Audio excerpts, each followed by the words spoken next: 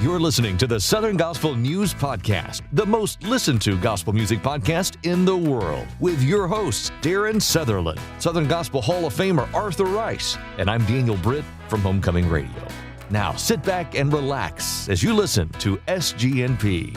And welcome once again to Southern Gospel News Podcast. Darien Southerland here with you. Daniel is working with Mr. Gaither today up there at XM Sirius Radio, so I don't believe he's going to jump in. He may or may not. If he does, it'll be in the middle of it, and I'll pick on him for it. But we're going to have a good time, and we're going to do something a little different today. This is not your typical gospel music or contemporary Christian music star. However, her father could be justifiably named one of the godfathers of Christian music and inspirational music, and the legendary Pat Boone. I have a guest on today, Lindy Boone, daughter of Pat Boone, sister of You Light Up My Life, Debbie Boone. And welcome to Southern Gospel News Podcast, Miss Lindy. Thank you for taking your time way out there in California. Yeah, oh, my pleasure. Thank you for having me. Hey, you know what? We don't get to talk in the Southern gospel world. I'll just tell you, since the Hensons moved east, we don't get to talk to a lot of folks from California, on Southern Gospel News Podcast. You may be the first. So congratulations on that. Well, pioneering is in my background. Daniel Boone is actually one of our downline. There you go.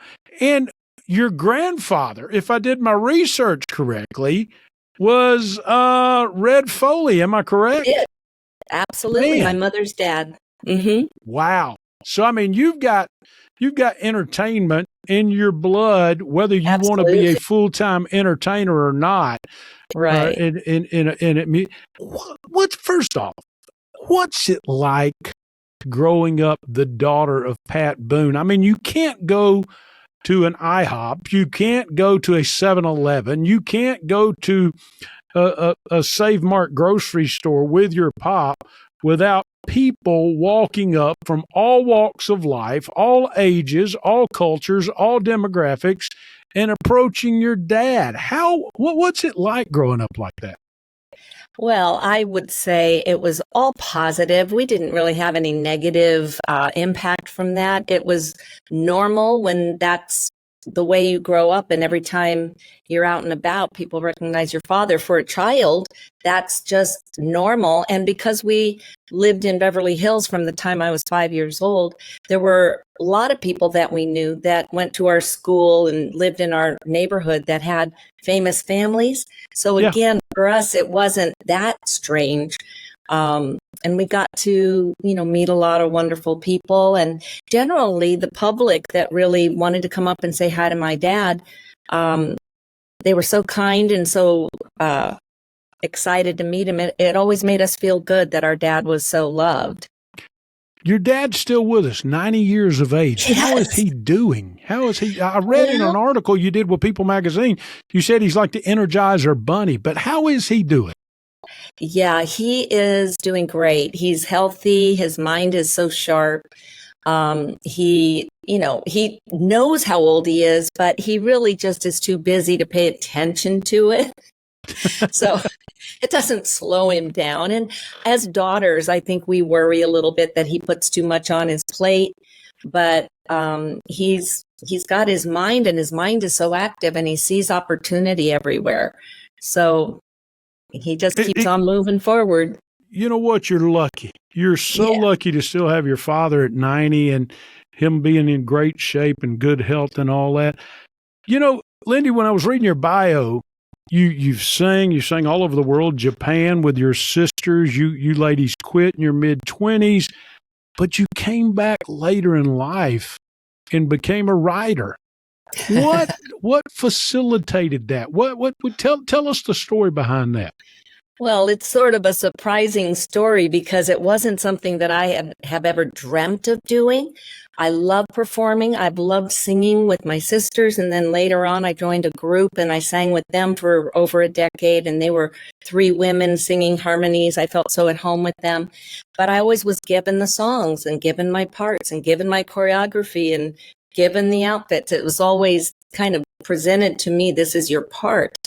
And so I wasn't part of the creative end, but I sure loved doing all the traveling and performing.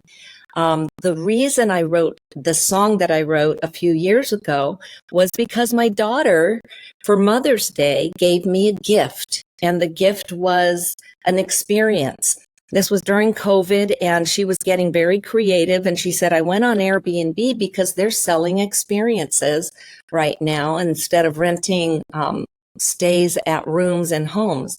So she said, I've given you the experience of writing a song with a Nashville musician. And I thought that was so fun of her to think of that and to get that for me as a Mother's Day gift. And then after she left, I was laughing with my husband going, I don't know what I'm going to be able to contribute to this appointment. I better give some thought to this. And so I really did have enough time that I got pensive about it and thoughtful. And in my prayer time, I had a disciplined time of just getting alone and praying and starting my day that way. And one morning, I really did just ask God, can you give me an idea for this song so I contribute something on this Zoom call? And I remembered that I had coined a phrase that nobody really knew about. Really, I don't think I told anybody.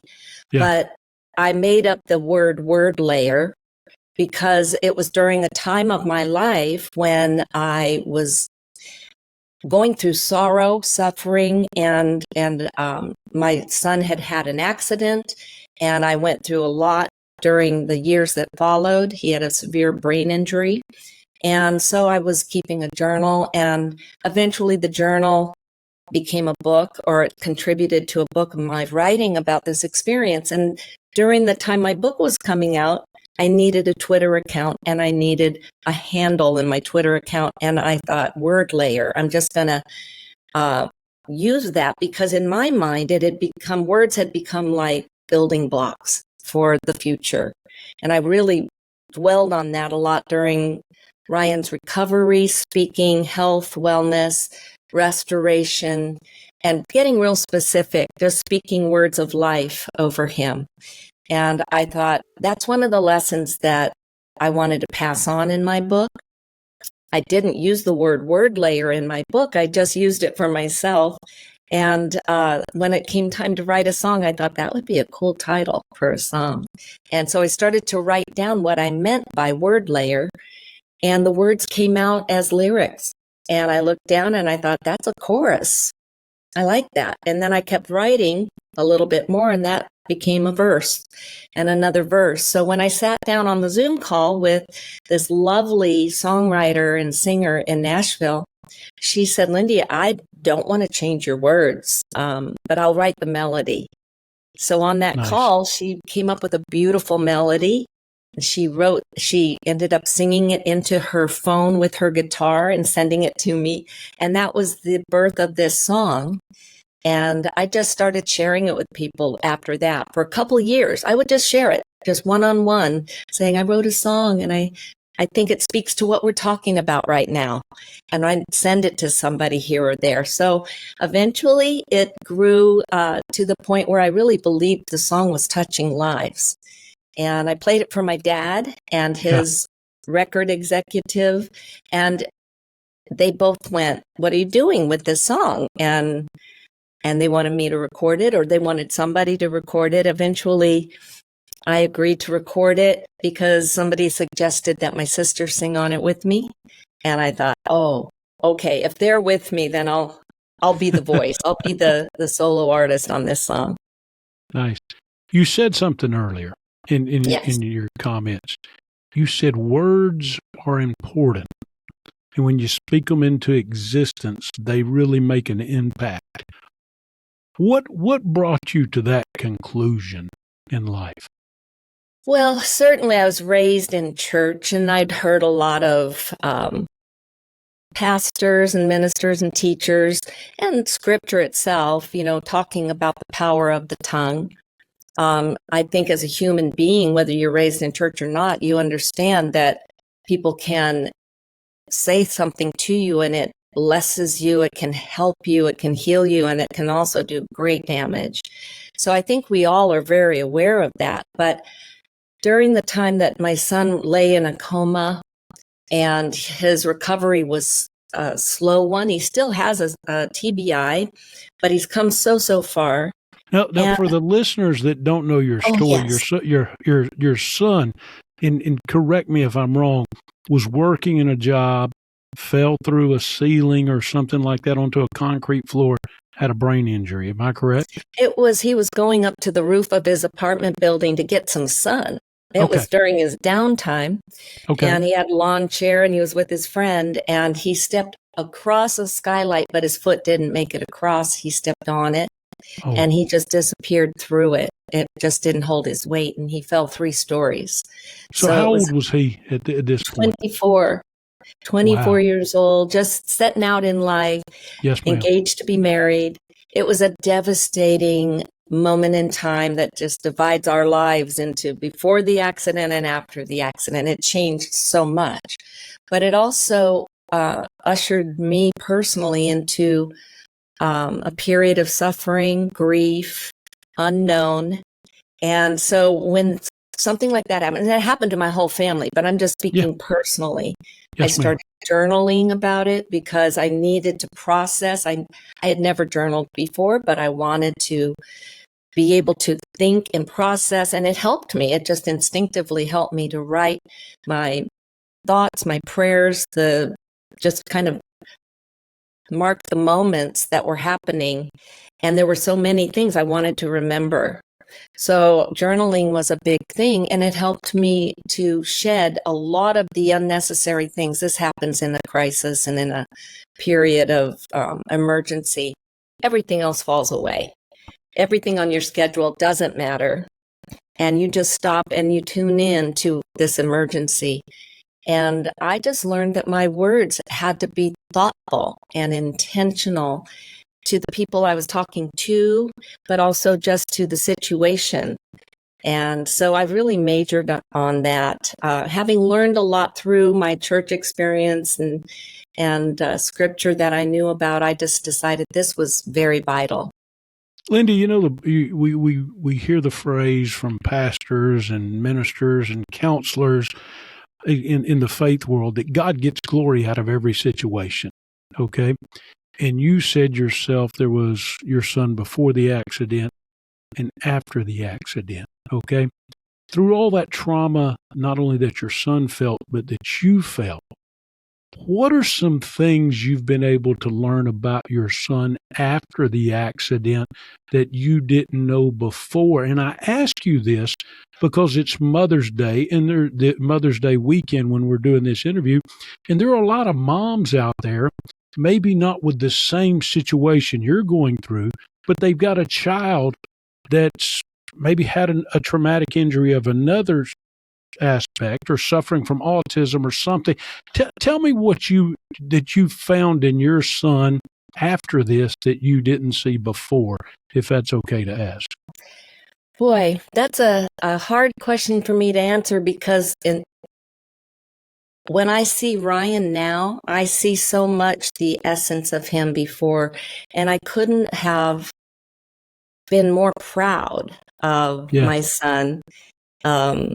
He always was this light. He always drew people to him. He always loved God and grew in that to the point by the time he was 24, he just felt a call on his life. And he told me in a phone conversation not long before the accident, he said, I don't know what it is, Mom, but I believe God is going to use me in a big way.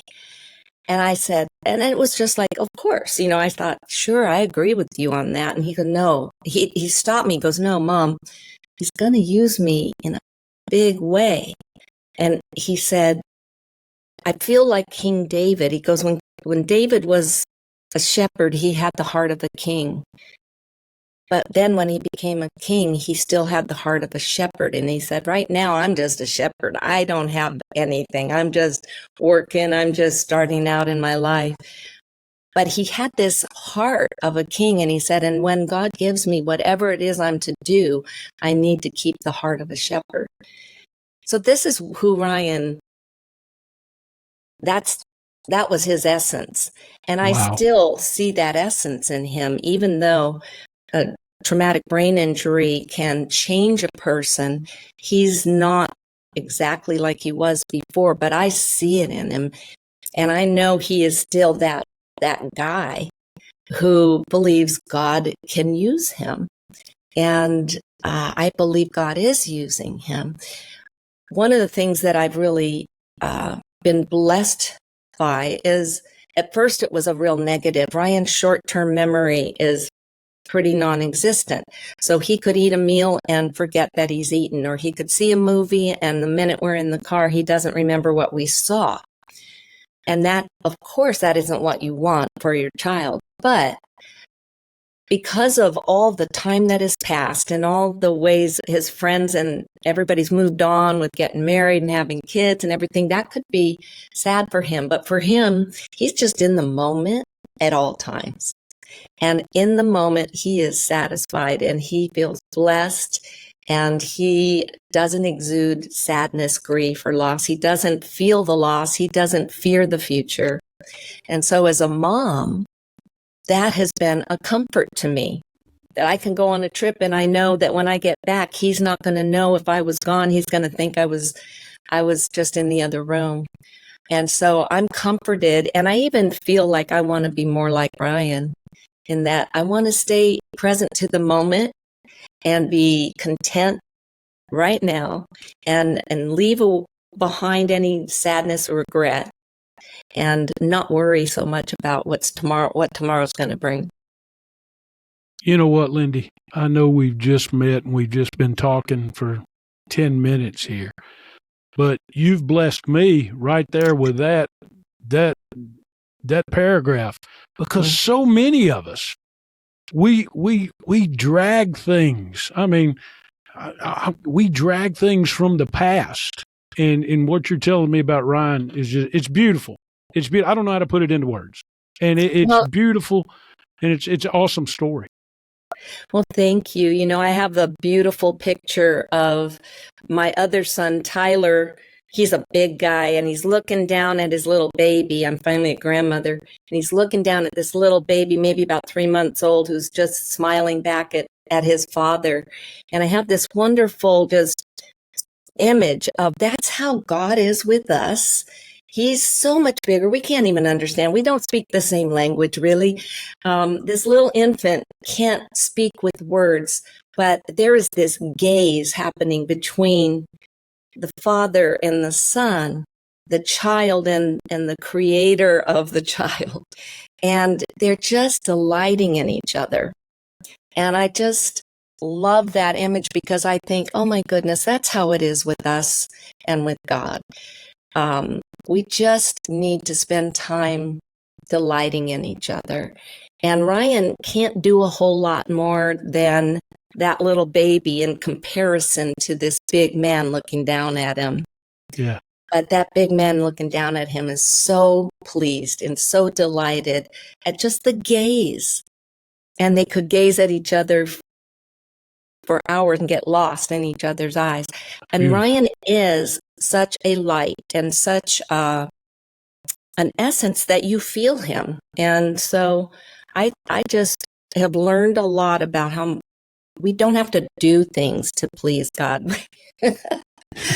It's not what we do. It's not what we have. Lindy, it's natural. The question I'm going to ask you, it's a natural reaction. But how did you deal with being mad at God that this incident happened? I will honestly answer you the way I answered Larry King, because we were on Larry King Live about 5 times after this accident. He invited my dad on and myself. And Larry asked me that, and he goes, do you ever say, why me? And I just said to him, no, that doesn't occur to me, because if you live in this world, you see that bad things happen all over the place, and they don't just happen to bad people, they happen to good people. And so my question was never why. I never got mad. I was curious. I was astonished. Of course, I would think, gosh, Ryan had so much to offer. And so I was curious why this would happen, but it was more of an invitation to trust God and to learn from the situation, and I just wanted to be close to God, and He was my hope. I wasn't mad.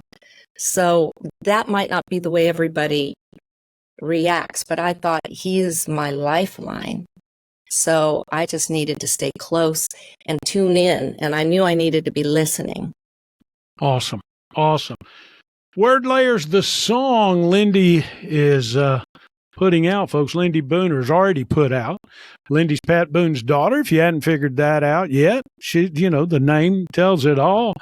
And she's telling her story today. Lindy, you spoke about words. Did you think about this when you wrote the song? In society today, it's even in I'm not going to get into no political discussion. I'm just going to use it as an analogy. We're not voting a lot of times what we like. We're voting against what we don't like more than anything else. But this song, Word Layer, can be applied to so many things in life. And that's what I think is beautiful about it, that it has so many different applications in people's lives.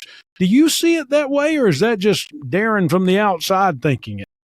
No, I definitely see it that way. When I coined the phrase word layer, it was coming out of my life during the, recovery process, the scary times, and the way I was choosing my words during that time. But when I wrote the song, as it developed, it applies definitely universally to just the power of our words in general. And so in the bridge of it, I wrote, stone by stone and brick by brick, we lay our words to heal the sick, heal the body, heal the mind, and heal the soul. But they can work the other way, so please be careful what you say. Instead of walls, build hospitals. We need each other. So that just, to me, is speaking to our time. We can be unifiers, or we can grow further division. And we have so much division that I think it's more important than ever to not just speak off the fly. Consider your words, consider who you're speaking to, and are you wanting to build people up, or you want to be part of the tearing down process? And I'm imploring people to be kind and to build people up.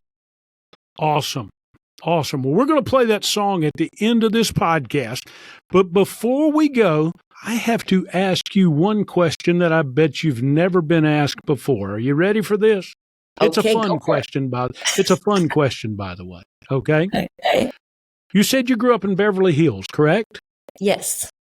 So you lived the Beverly Hills 90210 life before the TV show Mr. Spelling developed ever came out.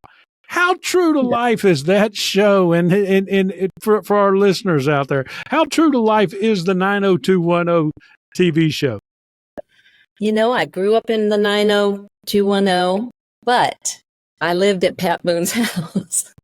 So I wouldn't know about that kind of life. I was raised by Pat and Shirley Boone, and they did their best to create a different sort of environment. We went to an all-girls school, private school, so we didn't go to the public school. Gotcha. And honestly, to be honest with you, I don't think I ever watched that show.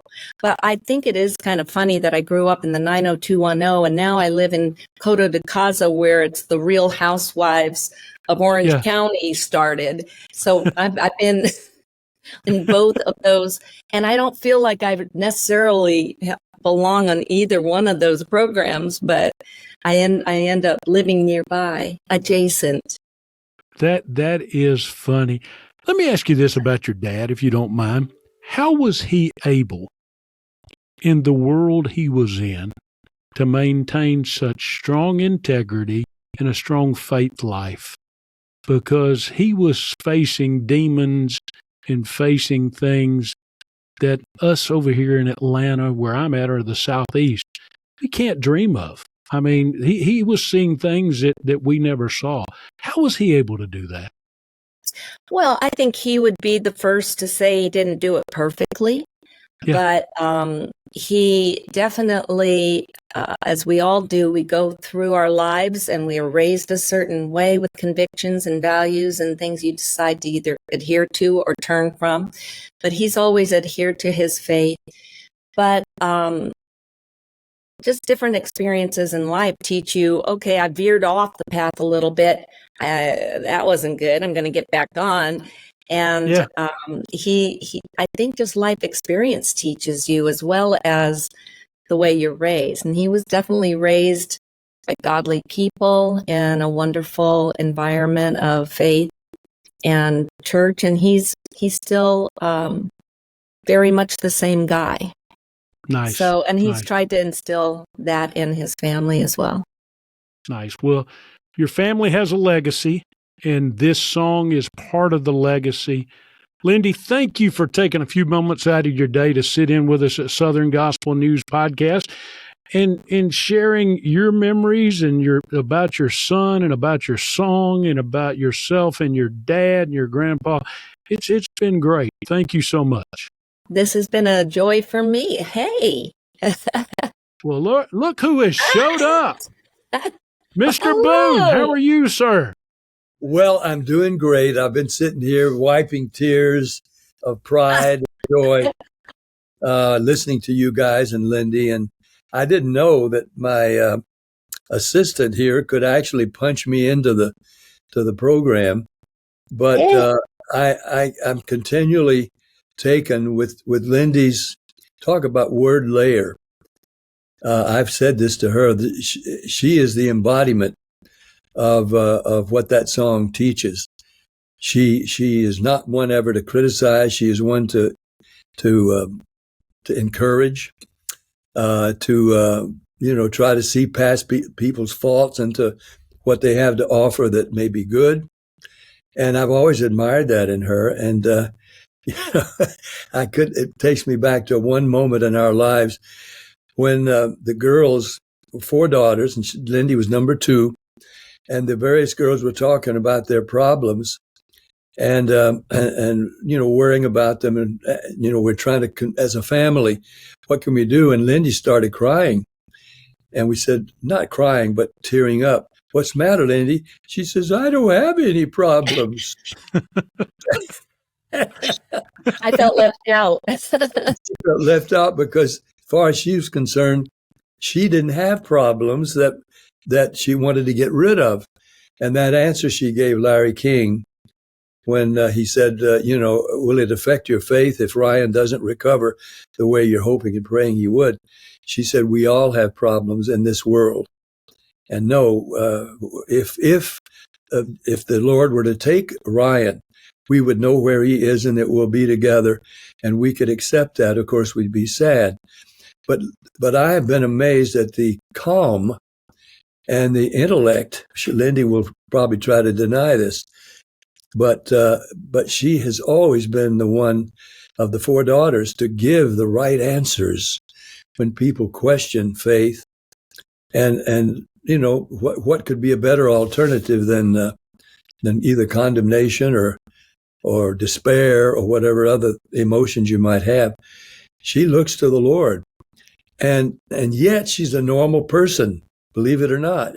She's a grandmama now. She's finally got her own grandson. She was the last of the 4 daughters for God to give her a grandson, and now she's got a beautiful grandson, and that you can see the smile on her face. Yeah. And she's even writing a song about that. I won't tell you the title, but she's writing another beautiful song about what it means to be a grandparent and how you feel about your grandchild. So this creativity I was a strict dad. Yes, my kid said he's on the Merv Griffin show once. We sometimes think he's more strict than he needs to be, but he talks to us. We always talk it over, and we know there are reasons for the rules that he makes. And then Merv Griffin trying to get under our skins and get to some kind of, subcurrent. He says, "Come on now, tell me, don't you feel like you're missing some things?" And it was Cherry, I think, who said, "Yes, trouble. We miss out a lot of trouble. We know that though God, we don't think our daddy needs to be quite as strict as he is. We don't have some of the problems that many of our friends do. In fact, we come home from school and we ask if we can pray together as a family for one of our friends who is in trouble." So, yeah, it was, as I say, I'm imperfect. My daughters can give you many examples, and I can give you many examples. But we were trying. That was the main thing. We were trying to live Christian lives. We were deep into God's Word, and we had devotionals at breakfast before the kids went to school. We would sing one of the songs we sang in church together without music. We would, because our church didn't have music instruments anyway, and so we would have a prayer and a little Bible story or something while we had breakfast with Jesus before Nice. they went to school. And it was just a matter of our daily lives. It was not, we didn't make anything of it. We didn't judge anybody else. This was just the way we lived. And church going was a matter of our lives. And we were always receiving God's Word, but we had to mix it in with the realities of an entertainer's life and the fact that we had more than many people did. And yet there were many other kinds of temptations too. But we were trying to live what I called Tennessee lifestyle. My wife would say, "What do you mean by that?" I said, "Well, just we live as if we live still in Tennessee.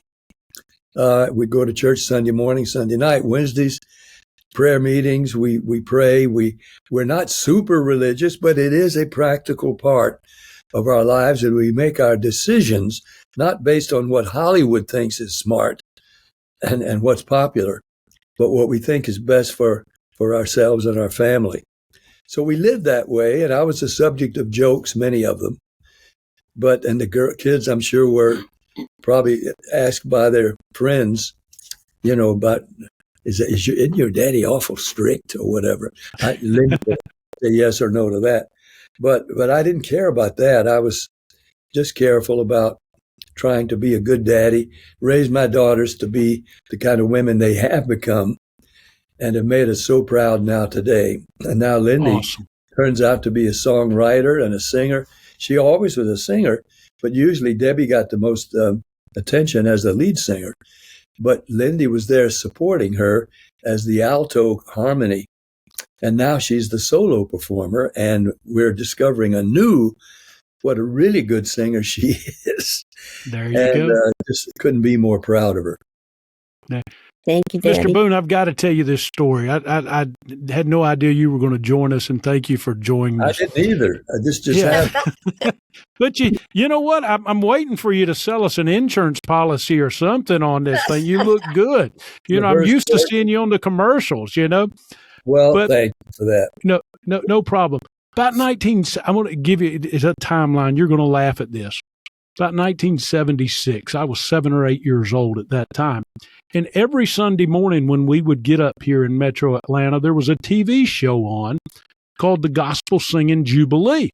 Mm-hmm. And we would watch that, and it came on like at 9, and I knew at the end of that show, it was time to leave to drive to church because our church was about 20 minutes away, so we could be at Sunday school, okay? But this particular Sunday, my grandmother said, after the Gospel Singing Jubilee was over, she says, "I don't think I'm going to church today. We're just going to stay home." And I'm like, "Granny's saying we ain't going to church. Something is wrong," because we were on drugs. We were drugged to church no matter what day the church was open, okay? If it was a Monday night revival. Here's why we got to stay at home. Are you ready for this? You were appearing with Dr. Schuler on the Hour of Power at the Crystal Cathedral. And Yeah. my grandmother said, I want to see that good-looking man talk about his faith in Jesus. That's what my grandmother said. So when you get to heaven, I'm sure my grandmother's going to come over and shake your hand and say, I enjoyed seeing you on the Crystal Cathedral in the hour of power. Again, that brings tears to my eyes because those things, I appreciate having gold records and making movies and top 10 box office or all those kind of things. It can happen to you as an entertainer. But I knew that God had given me my platform. It was not because I had some special voice. I wasn't Mario Lanza or Frank Sinatra. I could sing. I like to pattern myself after Bing Crosby, but even he called himself lucky. And I knew I was very lucky, but I was more than that. I was blessed, and that I had the responsibility, not just to my own kids, but because I was a teen idol, I accepted the responsibility of influence on the lives of teenagers. So I wrote, while I was still in college, a book called Twixt 12 and 20. I was by a secular publisher, wanted me to write a book of good advice, practical advice for teens. So I chose the title Twixt 12 and 20. They didn't like that title, but I was an English major. I liked the alliteration, Twixt 12 and 20. And they said, what does it mean anyway? I said, well, what's between 12 and 20? Oh, teens. Yeah. And so we called the book Twixt 12 and 20, and it became the #1 nonfiction bestseller for 2 years, sometimes alternating with The Power of Positive Thinking, Norman Vincent Peale, and Kids Say the Darndest Things by Art Linkletter. But that book of advice for teens, and it became such a big bestseller, really convinced me that God had given me this platform so that I could use it for his purposes. I would get blessed in the process, of course, but I wanted, above all, for my kids, my daughters. I once sang a song, when you're the father of boys, you worry. When you're the father of girls, you do more than that, you pray. And we had 4 daughters to raise in the entertainment environment.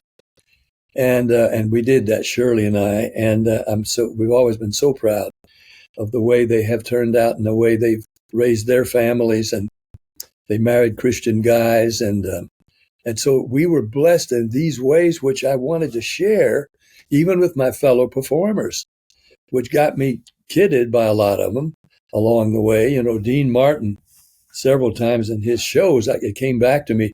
He'd bring me up. He said, oh, Pat Boone, he's so religious. I shook hands with that boy the other day. My whole right side sobered up. And people would laugh, and I would repeat it in my own shows. But I'm just saying all of this to say that Lindy has perpetuated that kind of environment in her house and her family, and my 4 daughters have done their best to do the same. And that platform that we were given was given for a purpose, and we've just tried to stay true to it. But of course, we all stumble and trip, and I'm first to say, hey, man, I've made some bad mistakes. Once I used to spank Debbie because as a little baby, she was obstinate that she would mess up in her diaper instead of getting on the toilet. And so I thought, well, I'm going to spank her. Well, I didn't have to do that because she would have outgrown that pretty quickly. But I was trying my best to teach her, but I went overboard. I shouldn't have spanked her for that. And so anyway, though I've made plenty of worse mistakes than that, Lindy can tell you, but she won't. We've all made them, and thanks for the grace and mercy of our Heavenly Father that we can make them through them. We made them today, no doubt. No doubt we made them today. Lindy, again, thank you for sharing with us. Mr. Boone, I could ask you questions for an hour, but I know you don't have an hour, but thank you for making this cameo appearance on with us, and I appreciate it and appreciate your ministry and your career, your entertainment career. You could have gone a lot of different ways, but it's evident talking to your daughter that you went the right way, and you're extremely proud of your kids. And thanks for giving me the chance to brag on my girl. Yeah, Thank you, she's Darren. doing it good. Lindy, let's do this for the listeners. Let's play the song. You ready? You want to introduce it real quick, Lindy? This is a song from my heart to you guys. It's called Word Layer. I hope you like it.